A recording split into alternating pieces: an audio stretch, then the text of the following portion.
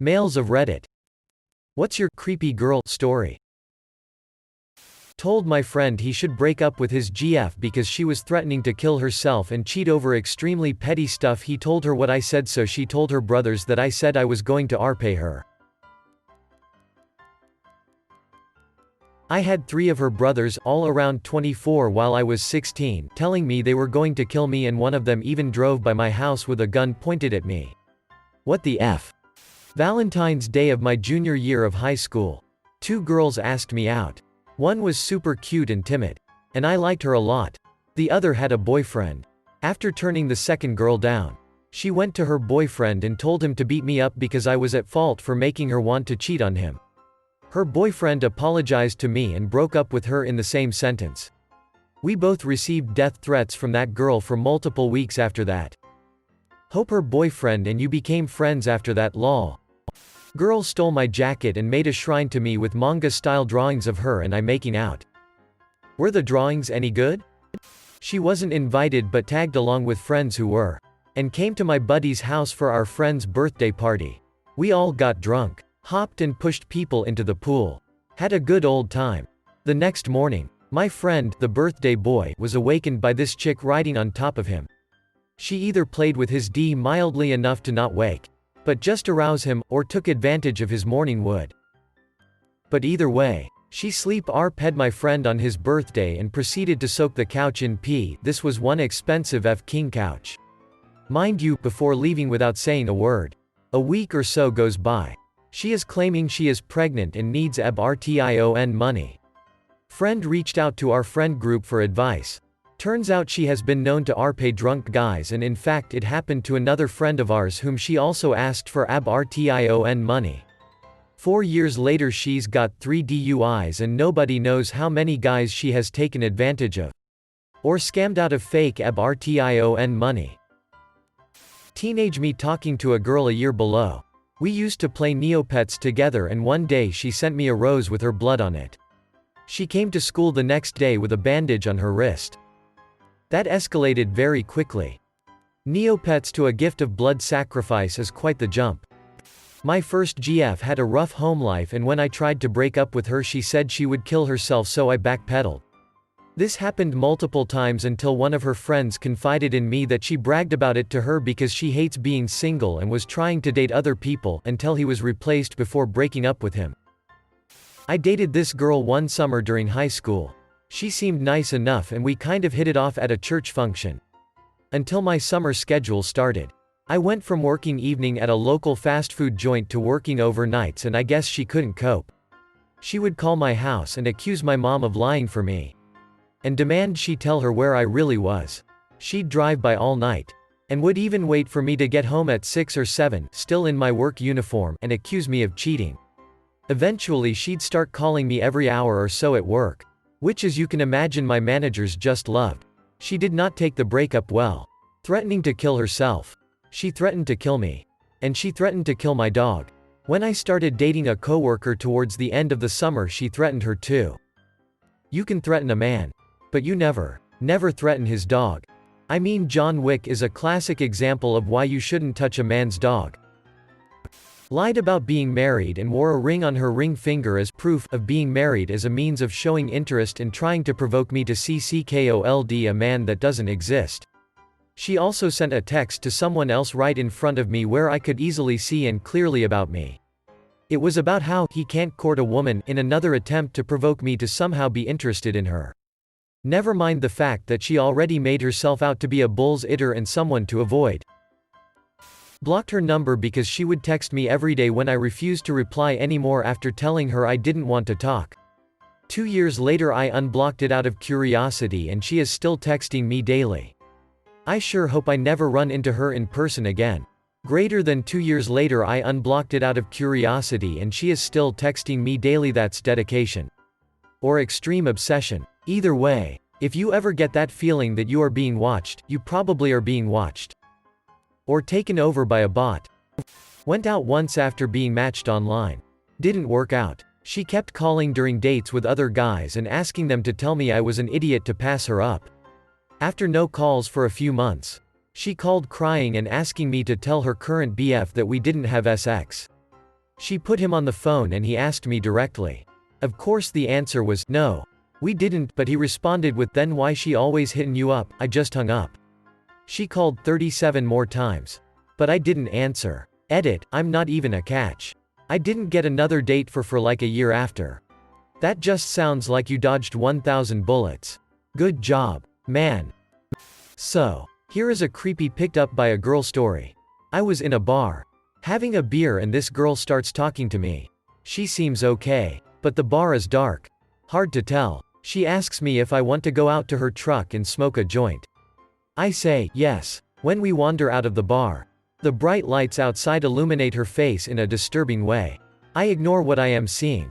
She says, so where is your car? I say, I thought we were going to your truck. She says, no, we are going to your car. Okay, I can deal with this. We get to my car. And she says, where is the joint? I say, I thought you had a joint. She says, no, take me home. Okay, I can deal with this. So, I start driving her home. As I am driving, she starts rambling. You can F me. You can screw me. You can do anything you want to me. Okay, maybe I can deal with this. As we approach her apartment, she says, I sure hope my boyfriend isn't home. Oh, F. Can I deal with this? She points to a convenience store and says, pull in there. And go buy me a 12-pack of beer. I say, I'm not buying you a 12-pack. So, she gets out of the car to buy beer. I definitely cannot deal with this. Slam the car into reverse. And race off into the night. I didn't go back to that bar for a year. Creepy girl. She broke into my dorm room without me knowing and stood over me while I slept. When I woke up, she invited me to a some. I noped the F out of there. Till the woman that saved our co-dom from our first time together is not actually the craziest woman on the planet. Thanks guys. And always remember to bring your own rubber. Years ago I had a roommate whose fiancé abruptly ended their relationship. The few days after they ended it, she would show up to my work, I worked retail at the time, looking for me. At the time I wasn't sure why she kept trying to talk to me. But I never really liked her and she really f'd my roommate up by ending the relationship with no explanation. I would constantly hide in the stockroom to avoid her. So she began waiting by my car for my shifts to end. I would usually wait it out until someone working would give me the all clear. But after a few days I lost my patience and just decided to walk to my car. She was there. She confessed her love for me. I said no thanks. Got in my car and left. We randomly run into each other around town and always make awkward eye contact before I realize it's her. I was a hood cleaner back in the day. You know, restaurant hoods over grills and fryers. Anyhow, I was supposed to clean the hoods at a Hardee's in northern Iowa one night. Normally we get there at closing and the manager sticks around till we're done. Well, we get there at closing and the person staying is a terrifyingly large woman with Mimi-esque makeup and chipper shredder teeth. She kept making small talk and over the next 5 hours we were there. Called 2 of her friends to come hang out too. Not a big deal until we started to clean up. Then she started draping herself over our equipment and started making aggressive sexual comments. My employee started getting freaked out and I was also. Finally, with me not even getting the paperwork signed, we were able to leave with her yelling, "You guys are hot and I want to UCKU" at our truck as we left the parking lot at 4 a.m. Fast forward a couple months and we are scheduled to go back there. I make a special request that she not be there. We are assured she isn't scheduled to work that night. Didn't stop her from showing up and making disgusting comments about making us cum or her taking us both at the same time. I tell the manager we cannot continue the service and he'll need to find an alternate vendor as we won't out ourselves through that kind of treatment. The next day I get called by my boss about a complaint he just got about sexually assaulting a woman at a Hardee's in northern Iowa. Complaint said I was calling the woman at home and when I got to the restaurant I was taking my pants off. I called the manager at that location and got the whole story. Turns out this woman had a history of assaulting service guys at that restaurant. She chased their pest control guy out and the franchise maintenance guys refused to go to that restaurant. In the end, she got fired. I got creepy mail and phone calls for 6 months. Oh boy. It all started in elementary school. When this weird girl took a liking to me. She'd follow me around at recess. And if I wanted a recess to myself, I'd have to outrun her and lose her. Kept me in shape. She was a year or two ahead of me. And as soon as she was able, she'd be a teacher's assistant in my class when she could. She'd be watching me from across the room, and would pass notes to me asking if I'd marry her when I grew up. She also came to my mom's house a few times and left notes on the windowsill. Fast forward to high school, where we landed in the same film arts class.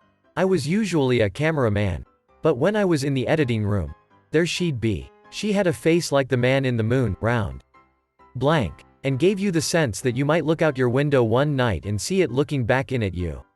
She'd be ogling me from across the room, inching her chair closer and closer, and complimenting me on virtually everything. She likes my clothes, jewelry, hair, and eventually, she wants to kiss me and date me. I was an awkward teenager, so I just dropped lots of hints that I wasn't interested, which she either didn't understand or just didn't give a damn. One day, she basically cornered me in a doorway and said she was going to kiss me. I was in such a position that I could only either take the kiss or physically push her away from me. I didn't know how to react at the time, so I pretty much did a combination of both. Another day, I was biking to school, and she was sitting at the base of a telephone pole at the end of my street, looking at me as if she was expecting me to come that way. I thought it through and realized that she must have followed me home from school, then gotten up at the crack of dawn, come back to my street and waited to see when I'd be leaving. This happened a few times, and I didn't tell anyone, because I thought my family would make fun of me. We've both been out of school for a few years, and she hasn't given up yet. She's found me on Facebook and messaged me a few times, saying she's tired of being single, and would I ever date her. I've rejected her as clearly as I can, and I hope it sticks. She definitely has autism or something, and maybe she just can't let go of that childhood crush, or can't process rejection. I hope she gets the help she needs. What was really infuriating was when I went to my family for advice. They were all like, "Aw, she likes you, and you should give her a chance. We need to teach our sons and daughters that stalking people is not okay."